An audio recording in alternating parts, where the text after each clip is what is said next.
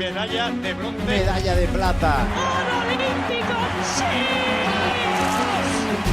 Rumbo a los Juegos, Fernando Fernández.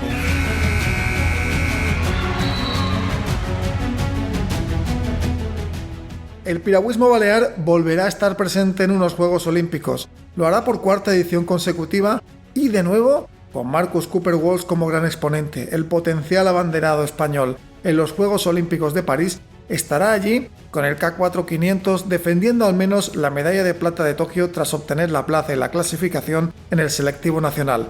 Allí hubo una campanada, la de Joan Toni Moreno, el palista del Club Náutico del Port de Pollença, que en el C2 500 metros peleará por la plaza olímpica en la Copa del Mundo de Szeged tras imponerse en el mencionado selectivo.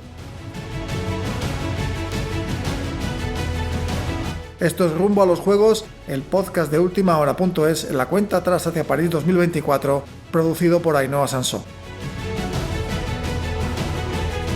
Pero más allá del ciclo de clasificación, allá menos de 100 días para la ceremonia inaugural de los Juegos Olímpicos de París el próximo 26 de julio, hoy vamos a recordar la historia de unos Juegos que pasaron a los anales por ser una cita sangrienta, una cita marcada por el atentado terrorista sufrido por la delegación israelí en aquella cita, en aquellos Juegos de 1972 celebrados en la ciudad alemana de Múnich. Y allí hubo dos deportistas mallorquines, uno de ellos, además, testigo directo de aquellas sangrientas acciones emprendidas por el grupo terrorista Septiembre Negro.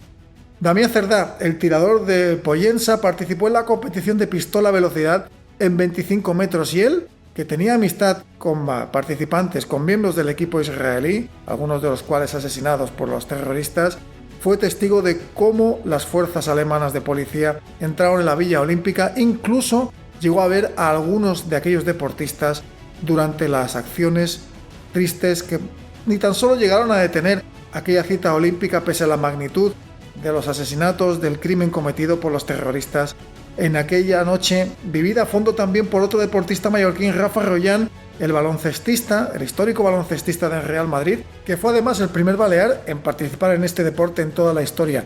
España fue 11ª en aquellos Juegos y recordaba a Rollán que junto a Dino Meneguín, otro histórico del deporte de la canasta, en este caso italiano, presenció desde la distancia cómo ocurrieron aquellos acontecimientos en la Villa Olímpica, aunque enseguida se encargaron de ir desalojarlos del lugar para intentar evitar mayores consecuencias o secuelas. Pero el caso de Cerdá fue singular porque él llegó a estar incluso en el edificio donde se produjeron los asesinatos, donde entró el grupo terrorista, aunque fue desalojado por la policía en el último minuto, y sí que es verdad que recordaba la amistad que le unía con algunos incluso de los fallecidos en aquella noche negra para el olimpismo y para el deporte mundial de los Juegos Olímpicos de Múnich.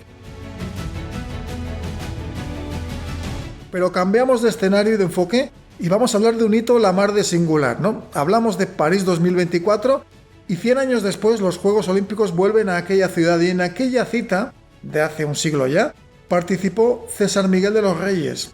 No es un deportista mallorquín, a mucha gente no le sonará, pero sí que es curioso que este tirador de esgrima, nacido en Manila, en Filipinas, en 1892, murió y vivió sus últimos años de vida en la playa de Palma, en la calle Trasimé, para ser más exactos, falleciendo el 10 de agosto de 1974 en Palma. Y era recordado por los vecinos más mayores de la zona como una persona muy amable, muy educada, aunque muchos sí que desconocían la historia que llevaba tras de sí este deportista, César Miguel de los Reyes, que participó en aquellos Juegos Olímpicos de 1924 en la modalidad de espada individual.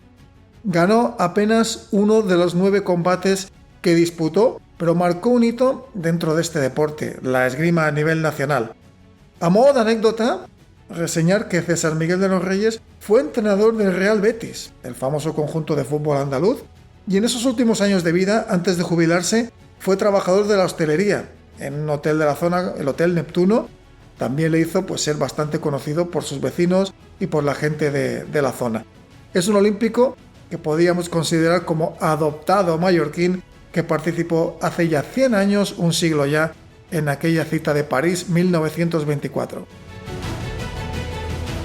Estos dos capítulos forman de una manera u otra parte de la historia del olimpismo balear que seguiremos en el próximo capítulo analizando, recordando y estudiando, hablando de un deporte que ha dado muchísimos éxitos y medallas también a Baleares, el ciclismo. Pero esto será en el próximo capítulo de Rumbo a los Juegos.